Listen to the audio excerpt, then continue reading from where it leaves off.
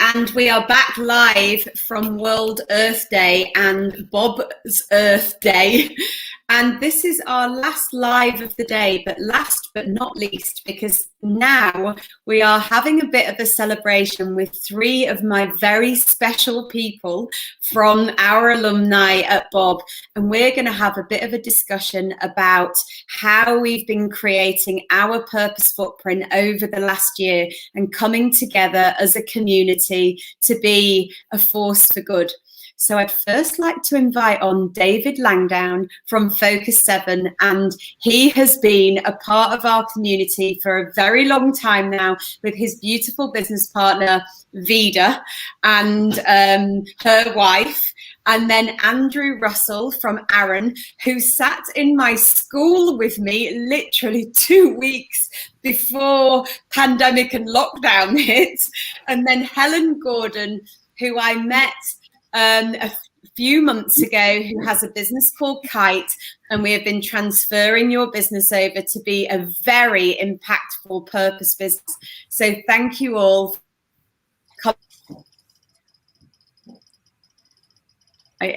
David.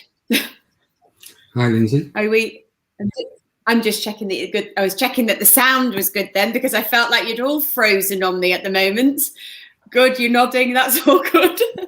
Okay, so I've invited you all on today because we've been obviously in our collective, in our group now for over 12 months. And when the pandemic hit, we all got together, and there was about 2,000, just under 2,000 businesses that came around us, I would say, in about 10 weeks from the pandemic. And a number of those were already part of the alumni, and a number of those weren't. And I sit here, obviously it's 12 months later from we went out and we made that announcement about, we're going to go live. We're going to go live with a platform that's not ready, that's in betas, that actually should be ready in 6 months from when we were going live with it. And you all came and participated and helped us to go live with this platform so that we could teach you and help you to go through the pandemic. So I'm going to kick off with you, David. What was the journey, and what has the journey been like for you from the beginning? Because obviously it was a hugely difficult time for everyone. People were dropping a lot of revenue at the time. And not only were we trying to teach you about how to stay in business and grow your business, but we were also trying to instill and embed driving with purpose. So talk to me about your journey and what that's meant for you. Well, yeah, thank you. Thanks for having me on, Lindsay. At the time, it was almost like our worst nightmare, because we started Focus 7. Well, it's 6 years ago now, but 5 years at the start of the pandemic. And having gone through all those initial growth pains and establishing ways of doing things and getting the right team and getting all the programs the way we wanted them and so on, we then had Brexit, and then the pandemic hit. And having spent 5 years building the business up, we essentially saw about 75% or 80% of the business disappear virtually overnight, with the impact of lockdown and all the uncertainty. And I think it's fair to say that we probably had a good hard look at ourselves, and it was almost at the point of saying, how are we ever going to get through this? Is it even worth trying? Do we just jack this in almost? And we knew yourself and Darren, Vida and I had done some of the schools back in the day when they were offline schools. And you told us about the L&D program, and we thought, okay, well, let's go for it. And we threw ourselves into it. And within a very short time, I was spending, I think, 4 mornings a week doing BoB schools for the webinar programs, the L&D program, the partner program, and so on. And what you did was you gave us certainty, and you gave us confidence that actually, this was a temporary situation and we could get through it, and that basically there was a process to follow, but if we could follow that process, we'd be okay. And we sit here now, 14 months later or something, and actually, having lost 3/4 of the business, we are 6 weeks away from our year end, and we're projecting that we'll probably be up 25% this year on the year before. So considering how that started, it's been remarkable, and we owe a debt of gratitude to you. Oh, thank you. Look, for us, the community, when the pandemic hit, the immediate response, without even thinking about it, was we need to get our arms around the business community. I mean, we've been out there teaching them for the last 6 years, so we had to rally everybody around, see who needed help, and try and drive people through programs as quickly as possible. One of the things that I loved about watching all three of you, because you've come through at all different stages, actually, David, you with Focus 7 actually has been around us the longest, because you did come to a number of different schools with us before, and Vida had known me through my book. And watching your transition go over to purpose, where you were always purpose driven, but you really embraced it and drove it through the business model. And being an agency, you started to then, I think about because I'm thinking about the purpose footprints and the acts of purpose. Your acts of purpose have been able to mirror going through all the different clients that you're now teaching to be able to get them to transition over to purpose. So what's that been like, going in that space where you can look at building a business, driving purpose in, but what I've been teaching people is it drives through the whole of the business model and not just actually doing it as a marketing strapline, which is what tends to happen in the market. Yeah, I mean, I think that, it's been a case of we've seen this in action, because I think most people, if they don't know differently, when the economy gets difficult, when times get hard, their instinct is to cut price straight away. Let's start offering buy one get one free. Let's just do anything we can to get people through the door.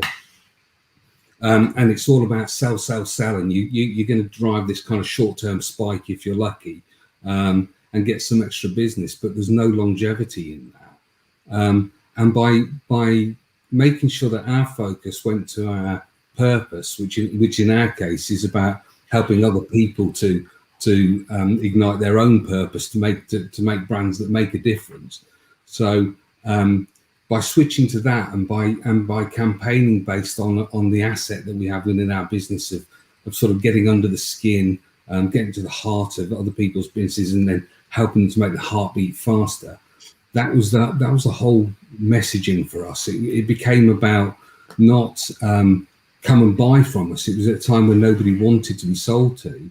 So it was more a case of building a relationship, sharing information, educating people into a different way of leading with their own brands, so that they were engaging their own communities and pulling the market towards them rather than pushing out to it. And so we were kind of leading them by example.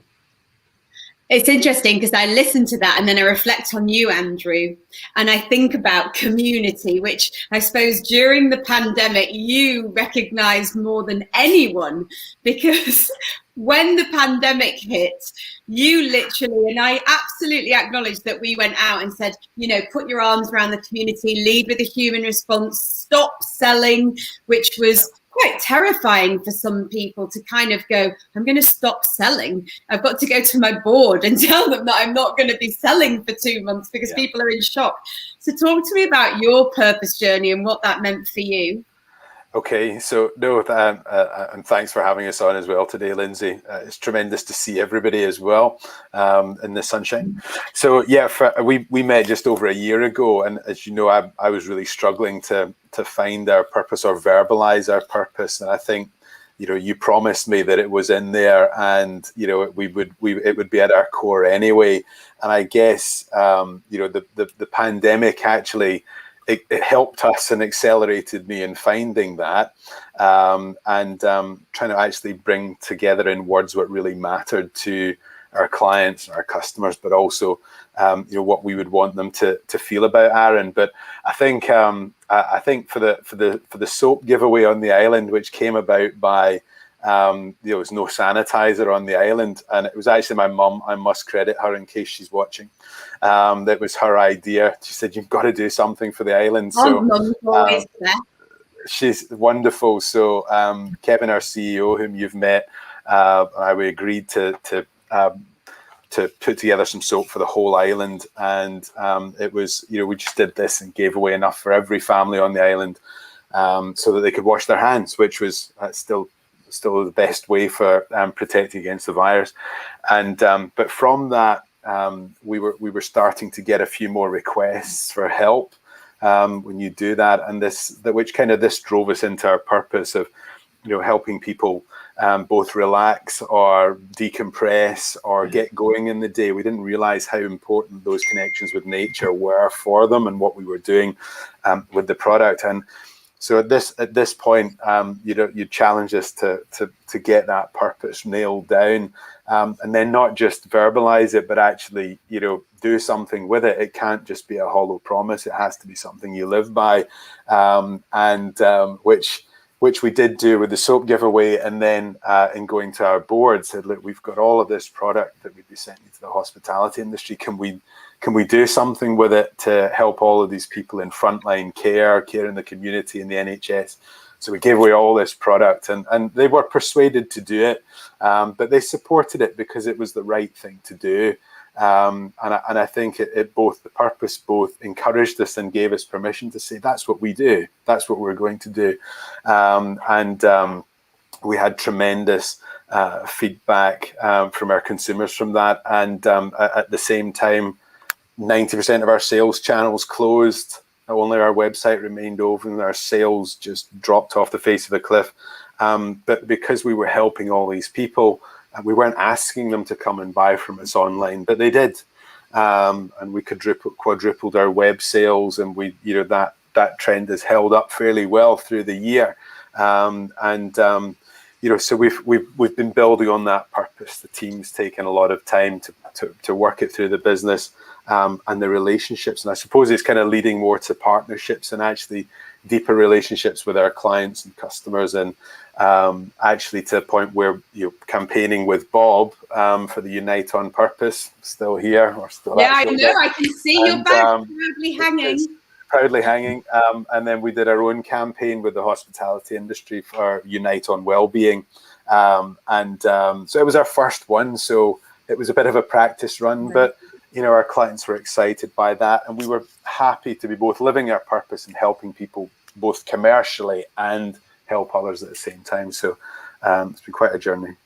If I said to you, Andrew, how many footprints with all those different people of the acts of purpose that were around you in that community, how many footprints do you think there was? 100,000? How many people in the community kind of came together? For sure. I mean, if I think about it, as we probably gave away close to 100,000 pieces of product. So assuming there was 2 feet with every one of those, then 200,000 footprints, maybe a little bit more. And 200,000 footprints. You heard it here. That's a new stat, to quote that one. New stat from Andrew. Assuming they stood still. They stood still. Footprints. And all very clean ones. Footprints in the sand, we hope, eventually getting to the beach. Yeah, exactly. Oh, wow, that's incredible. And before you leave us, because I know the two of you are leaving us and I'm going to bring on another guest when you two depart. Before you leave us, I'd like to ask you both, what's next for the Purpose Footprints? Where are you walking to, Andrew? Like, what does it look like for you to kind of build out? Is it the island of Arran? Are you trying to put your arms around the island more so? What does that look like? Yeah, no, absolutely. And I think for us is, we've learning how we've been leading with purpose and what that's meant to our team, both starting last year and where we're going to with that now, to help in our communication and going forward, but also recognizing that on the island, which was very, very dependent on tourism, 3 times as much as the Scottish average. It's only 4,500 people, and it didn't get 30,000 tourists on a regular basis last year.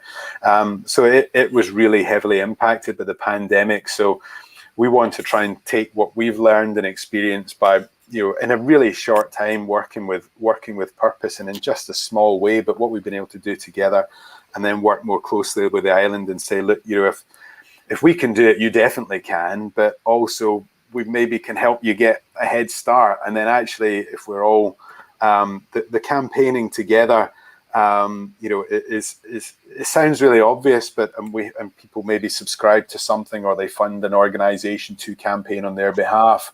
But this isn't like that. This saying, let's do it ourselves. Let's do it together, and a lot more comes out of that. So my goal is to try and help the island as much as I possibly can, because the island is our primary asset as well as for so many others, and recognizing the valuable part it plays in all of these people's lives that have been coming to it for years and still come to it. We want to try and get that as far and wide as possible. So that's I'm gonna say it here, Andrew. 200,000 footprints to 1 million footprints all around the island of Arran. Okay. We'll do our best. I think so. We'll do it with you. All right, David, before you head out and my next guest comes in, what's the future? What's next? What are your next purpose footprint steps? What does it look like for you? Was that to me? Was that to me, Lindsay? I'm sorry. You, David, before you depart, what are your next purpose footprints that you are going to go and leave in the sand? Where are you walking to? What does it look like for you? I think for us, it's about educating the market. So we're using elements of the BoB IP within the work that we do with parts now, and I can only see that increasing. Working with people to help them to not only strategize their brands, but to be able to activate them by creating contextualized content marketing plans, understanding their audiences, understanding their personas, and going out to market in a way where communication is effective and purpose is at the heart of the communication. Giving everybody a voice then, and being able to lead with purpose. Absolutely. Well, thank you to both of you for coming on today and sharing your purpose footprints with us. And thank you from my heart for being part of the community or part of the movement all around the quiet revolution. So as I say goodbye to the two of you, I'm going to welcome on Hilary Rowland from Next Chapter, and she's gonna, and so now that they've departed, so Hilary, thank you for joining us today. Hilary is also part of our alumni, and before I come to you, Hilary, I'm going to go to Helen. And Helen, you've been part of the community and you joined us a bit later. Yeah, July. Yeah. In July. Yes, Did you campaign with us then? And do I came on while you were starting to do it, but with the other cohort, so it was a bit late for me. Yeah, definitely. Oh, then you'll really enjoy it this year with the whole Unite on Purpose Summit and so forth. Exactly. So, Helen, I remember you coming on and the early stage of when you came on, and you came on with your business, and then you started to work with us and transition your business over into more of a purpose-driven business. And the whole business model, I would say, started to explode actually and come alive. And we've got Belinda here, who's part of BoB's family. She's one of us, and she's been working with you, and she's just popped up, and she also works with Hilary as well. And so talk to me about your journey and what that's been like for you, and how you've got to where you are today, and what does it look like moving on. This is me still, yeah? Sorry. Yes, still you. Still with you.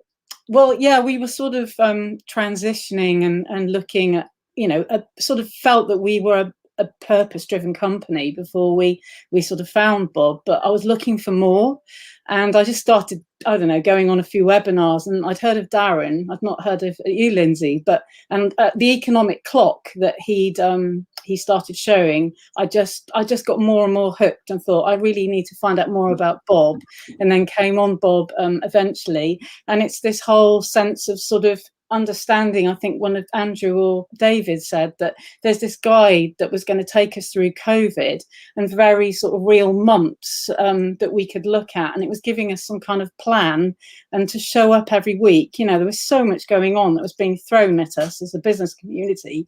It was this guidance every week, and you come away and you think, yeah, I can do this, and be inspired to sort of carry on. And the learnings that, to do with both the business financial side and the marketing side, I mean, I've learned so much, and that's what I was looking for, to take the business to a new level now. And we'd decided that we wanted to be just almost lead complete with sustainability.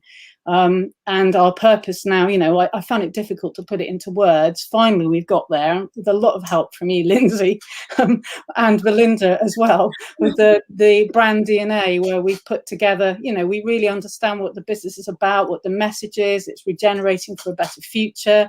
And really, for me as well. Say it slower, please, and just say it again. What is your purpose? To regenerate for a better future. Regenerate for a better future. For a better future.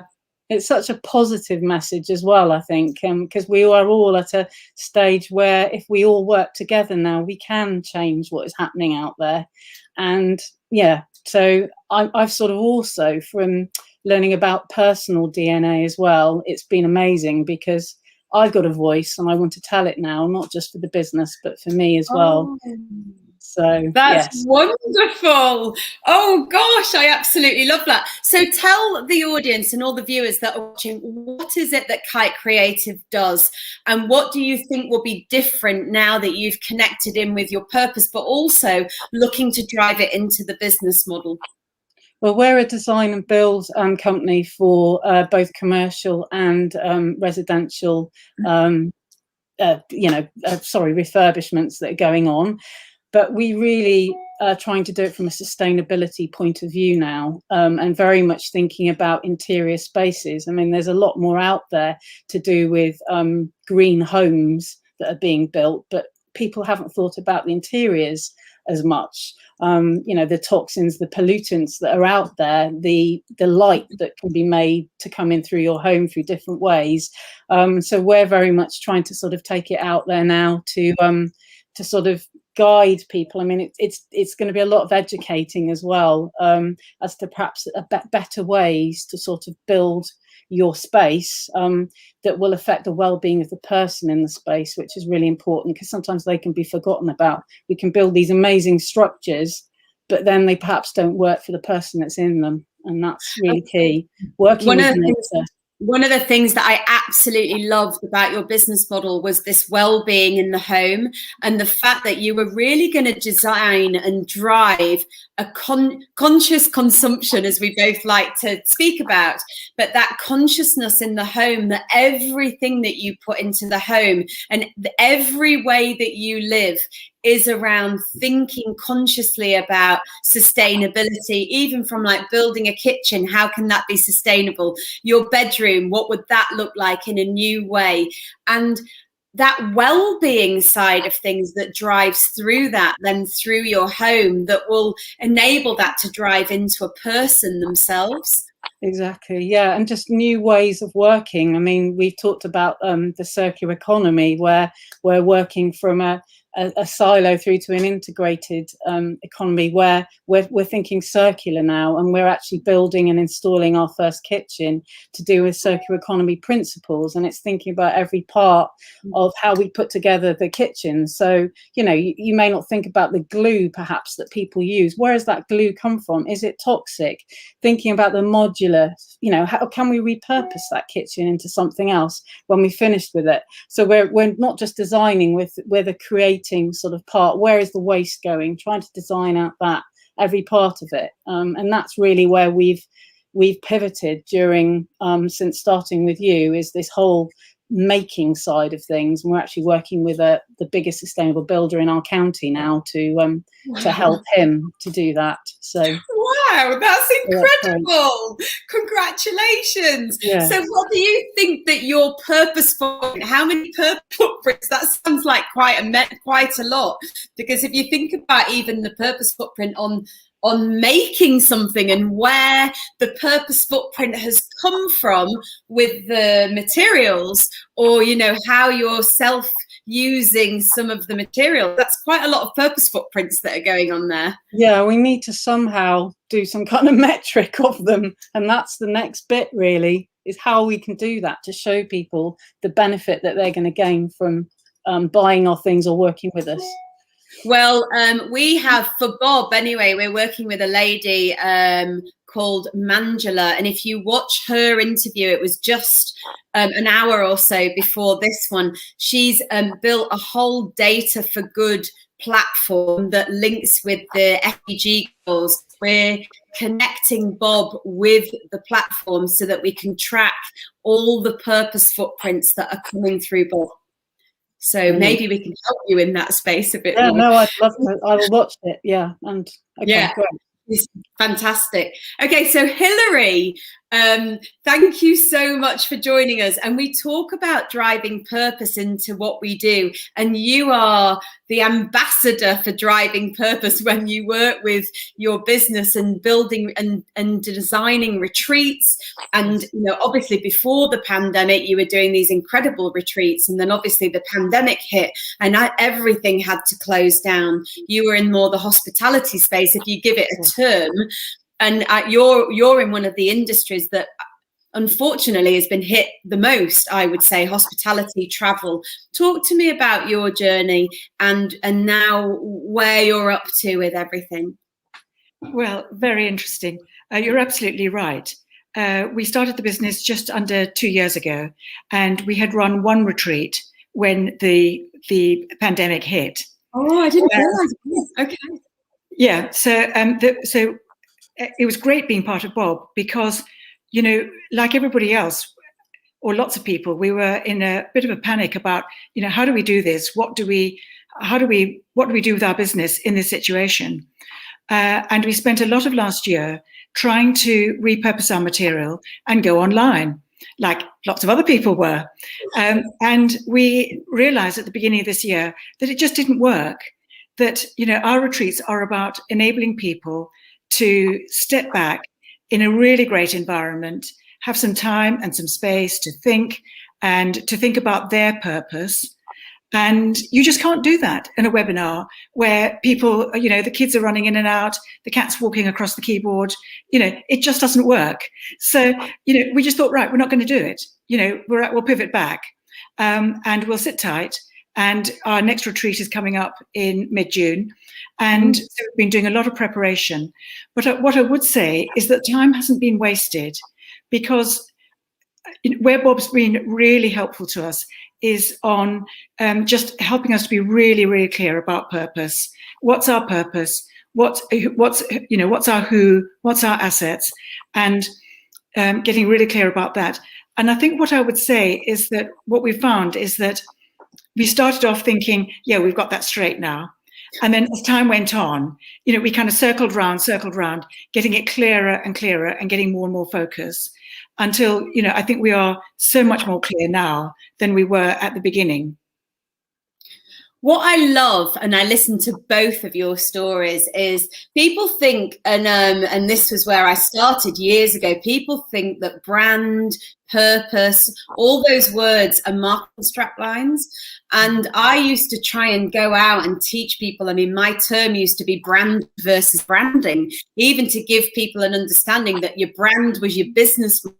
And if you're thinking about your brand, you need to think of it as the end to end of the whole buess model. It has to drive into the products, the channels, the sales systems, everything. And what I love when I hear from both of you, because very different industries, very different stories, that you absolutely recognize the importance of getting right your purpose and what the asset is of the business, obviously, but also the recognition that it makes you very clear then on what the business model needs to look like. Yes. Because when you get that piece right, then you're designing the commercial business model that sits under that. And it actually, my term always used to be, actually the business model falls out of the back of it when you understand what it is you want to do. Yeah. Because then when you're designing the products, like you said, we decided to revert back. And I like that, because you got so clear on your business that you went, we are this is what we're doing, this is our business, and you were moving forward with that. And I think that's super empowering.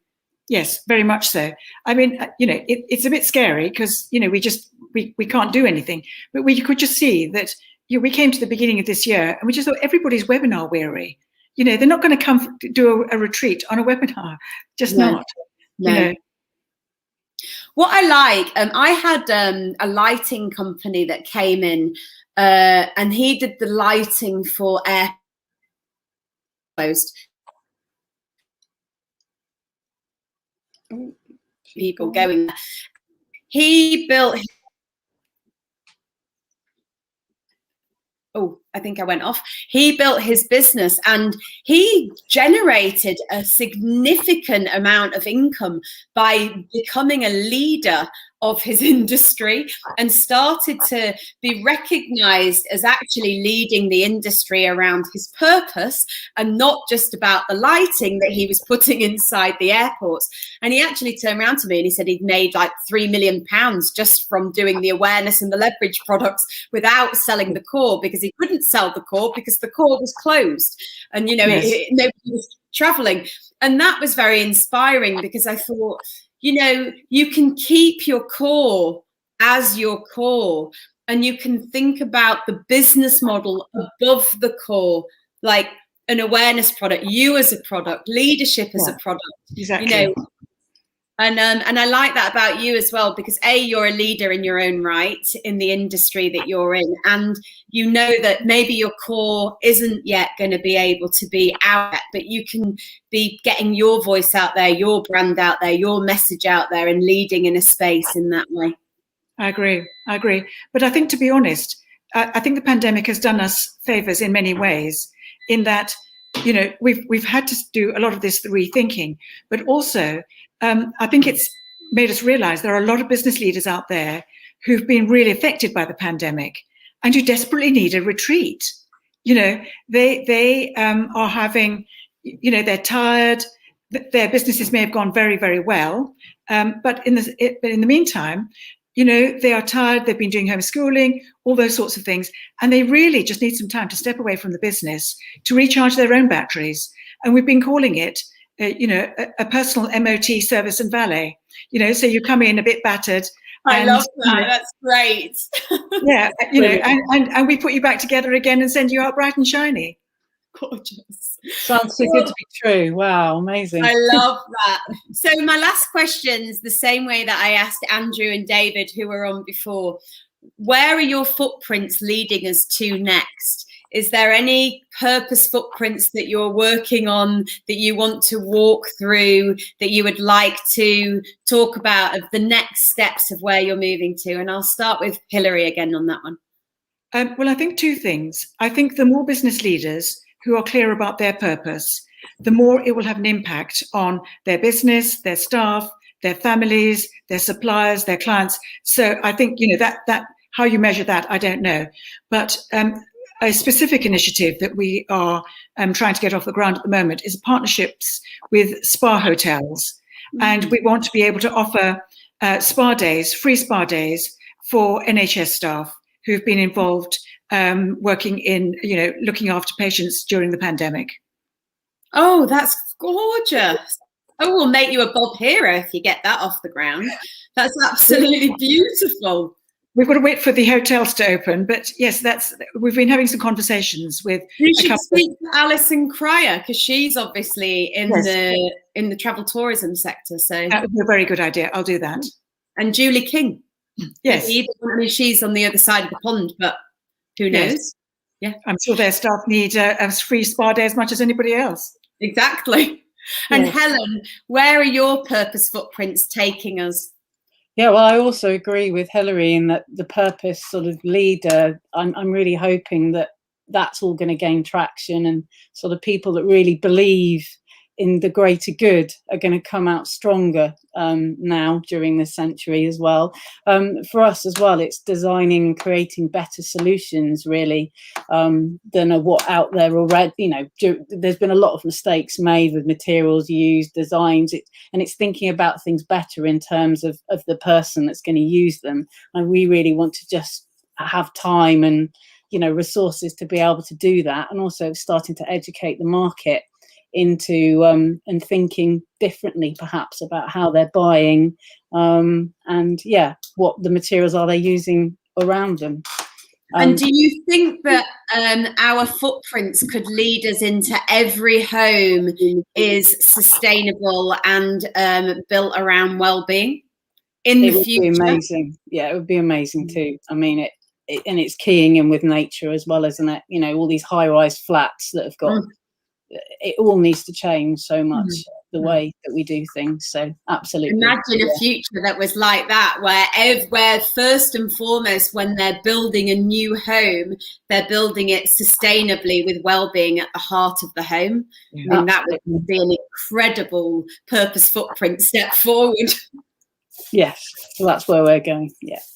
Well, thank you very much, ladies, for coming and joining me today on World Earth Day and our first Earth Day together.